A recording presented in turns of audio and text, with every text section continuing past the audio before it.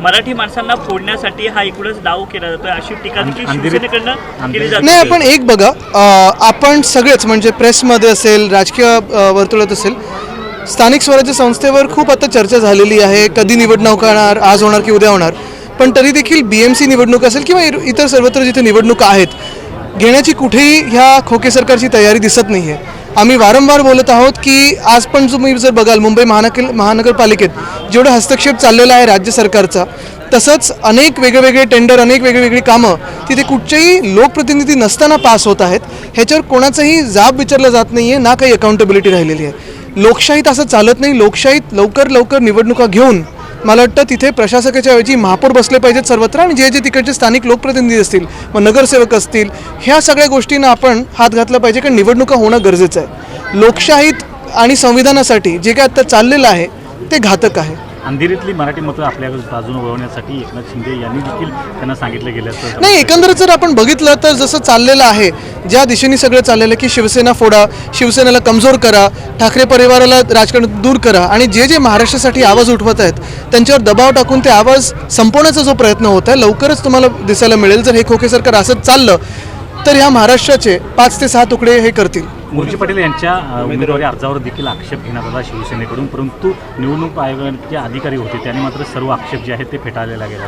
मुख्य आक्षेप होता की 6 वर्ष निवडणूक लढवता येत नव्हती, कारण आता तेच म्हणजे हाच सगळ्यात मोठा मुद्दा आहे की राज्यातल्या आणि देशातल्या ह्या ज्या संस्था आहेत त्या फ्री अँड फेअर आहेत का, इंडिपेंडेंट राहिलेल्या आहेत का, ह्याच्यावर मोठा एक प्रश्नचिन्ह आहेच. चंद्रशेखर बावनकुळे म्हणतायत की वरळीतली मशाल मध्ये थोड्या वेळापूर्वी मुख्यमंत्री म्हणाले की यामुळे अनेक भागामध्ये वाहतूक कोंडीचं चित्र निर्माण झालं आहे, पण तरी देखील आम्ही कोणती हे मध्ये ठेवणार नाही, आम्ही कोस्टल रोड हा लवकरात लवकर पूर्ण करणार आहोत. आता कोस्टल रोड असेल, MTHL असेल, वरळी शिवडी कनेक्टर असेल, नरिमन पॉईंट कफ परेड कनेक्टर असेल, दहिसर मीरा भाईंदर कनेक्टर असेल, ही सगळी कामं आम्ही सुरुवात केलेली होती. MTHLचं 80% काम आम्ही पाहत होतो पहिल्या गर्डरपासून आत्तापर्यंत असेल. कोस्टल रोड साधारण 60% झालेलं. पद्धत थोडी अशी आमची होती की प्रत्येक दिवशी एक अपडेट यायचा, प्रत्येक आठवड्यात रिव्ह्यू बैठक व्हायची आणि प्रत्येक महिन्यात व्हिजिट व्हायची. साधारणपणे ह्या सरकारला कुठेही अशा कामांमध्ये काही रस दिसत नाही आहे. थोडं राजकारण जास्ती आणि कामं कमी, असंच मला वाटतं प्रयत्न सुरू आहे. वरळीतली मशाल समुद्रातील पाण्याने विझवणार असं चंद्रशेखर बावनकुळे यांनी वक्तव्य केलेलं. बोलू दे, सगळ्यांना बोलू दे. काय आहे की त्यांची वृत्ती ही समोर येत आहे. एक वेगळ्या म्हणजे सूडबुद्धीने काम चाललेलं आहे. विंडिक्टिव्ह पॉलिटिक्स, खालच्या पातळीचं पॉलिटिक्स चाललेलं आहे. जर सर्वसाधारण बघितलं तर आत्तापर्यंतच्या निवडणुकीमध्ये अशी भाषा कोणाची नव्हती एकामेकांच्या पक्षांना संपवण्याची किंवा एकामेकांचे कुठचे उमेदवार असतील त्यांना पोच करण्याची. आपण बघत असाल की आत्तापर्यंत जे काही पॉलिटिक्स झालेलं या देशामध्ये, जे काही राजकारण झालेलं, त्याला एक पातळी होती.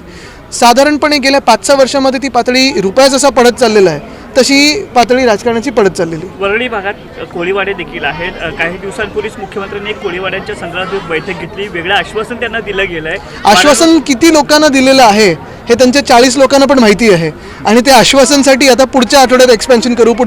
ही आश्वासनं काय झालं, खोके सरकारकडून खूप झालेली आहेत, पण लोकांची कामं होत नाही आहेत, आणि हे सत्य आहे. जर आपण बघितलं तर मुंबईचा आवाज आज कॅबिनेटमध्ये नाही आहे, महिलांचा आवाज कॅबिनेटमध्ये नाही आहे. कुठेही आपण बघितलं तर आम्ही ओला दुष्काळ जाहीर करा शेतकऱ्यांसाठी, ते पण आम्ही ओढत होतो त्या पायऱ्यांवर, तरी देखील ऐकलं गेलं नाही. जेव्हा खोके सरकार बोलतो तेव्हा बरोबर येऊन विचारतात तुम्हाला पाहिजे का. अतिवृष्टी ठिकठिकाणी झालेली आहे. अशामध्ये बीडमध्ये एका शेतकऱ्यांनी आत्महत्या देखील केल्याचं समोर आलेलं आहे. आत्महत्यांचं सत्र कुठेतरी संपताना शेतकऱ्यांचं देखील पाहायला मिळतंय. नाही, एकच आहे, आपण बघा कोणाचेही प्रश्न ऐकले जात नाहीयेत. नुसतं राजकारण आणि राजकारण एवढंच सुरू आहे, त्याच्या पुढे काही नाही आहे. अरविंद सावंत यांच्या सरकारमध्ये अंतर्गत घुसपूस जी आहे ती समोर आहे. कशात? राज्य सरकारमध्ये अंतर्गत घुसपूस जी आहे शिंदे गट आणि ठाकरे, शिंदे गट आणि भाजप यांच्यामध्ये गटमध्ये. त्याचबरोबर कारण का एक आहे, कारण जे 40 लोक, जे 40 गद्दार उद्धव साहेबांचे होऊ नाही शकले, शिवसैनिकांचे नाही होऊ शकले, ते नवीन खोके सरकारमध्ये काय बनणार आहे? ज्या मिनिटाला त्यांच्या महत्वाकांक्षांना अजून वाढतील ते पळून जातील. आणि त्यांना अजून एक माहिती आहे की पुढच्या निवडणुकीमध्ये 40 सीटवर भाजप दावा करणार आहे, आणि कुठेही ह्यांना लढायला चान्स मिळणार नाही. कारण एकनाथ शिंदे यांनी 1000 कोटींची कामं ही ग्रामविकास मंजूर केली गेली. आता तुम्ही त्यांची भांडणं बघा ना कशी पुढे होतात, ते खूप interesting. Actually, I know about all the politics and all that. Just I wanted to ask, like, if the BMC will come, like Shivsena. Okay, Shivsena is not there. The Mashal is there. So if they come, I just wanted to ask, like, for education, what they'll do. So you should see the schools that we've made. We've got CBSE, that I know, ICSE. that I know, And because I have. our main focus is only education, because if you want to take the society ahead. It's education. Even the World City where I Yes. studied, there you had came, and it is the school which in India, all over the India, it is on 2nd rank. Yes. And, yeah, but there are something which should be provided because in our area there is no library. We'll do also. Yeah. She just showed me a place where we want to build a CBSE school. Okay, fine. Thank you. What's your name? Shushti. आदित्यजी, अरे पुढची कामं oddly. Arvind सावंतांच्या मतदारसंघामध्ये काल 12 कार्यक्रम 12 इथे भाजपचा पुढचा खासदार असेल, शिवाय मुंबईत एकही शिवसेनेचा खासदार पण ते भाजपमध्ये राहतील का निवडणूक येईपर्यंत? चौथा पक्ष आहे मला वाटतं. आणि मी जास्ती त्यांच्यावर बोलत नाही, कारण काय झालेलं आहे, गेले 14-15 वर्ष किंवा 16 वर्ष जेव्हा त्यांनी गद्दारी केली आणि पक्ष सोडून गेले, त्यापासून स्वतः केलेलं काम एकसुद्धा बोललेलं नाही आहेत. नुसतं आमच्यावर बोलायचं, आमच्याबद्दल वाईट बोलायचं, हा त्यांचा एककलमी कार्यक्रम राहिलेला आहे. ठीक आहे, पण माझ्या मनात तरी काही नाही, कारण अशा लोकांकडे लक्ष कमीत कमी द्यावं तेवढं चांगलं आहे, कारण आपण आपल्या कामावर फोकस करू शकतो. शिंदे गुट और बीजेपी का कहना है कि उनका टारगेट अंधेरी उपचुनाव है, उसके बाद में पहला टारगेट मुझे लगता है वो एक दूसरे के टारगेट अभी बन चुके हैं, क्योंकि अगर आपको पता होगा कि वो जो 12 सांसदों ने गद्दारी की है, 40 आमदारों ने जो गद्दारी की है, हर एक के सीट पे बीजेपी क्लेम करेगी. ये मेरा भी दावा है, क्योंकि हमारे भी जो दोस्त हैं वहाँ के, वो बताते रहते हैं. शिंदे गुट का कहना है जिस तरह से अभी मीरा रोड में मराठा भवन उन्होंने बनाया है, उनका कहना है कि महाविकास आघाड़ी की सरकार के टाइम पर तानाजी मालूसरे को भूल गए. मुझे लगता है अभी झूठ बोलने के लिए कुछ भी बोल सकते हैं, कितना उनको भाव दे ये हर एक पे निर्भर करता है.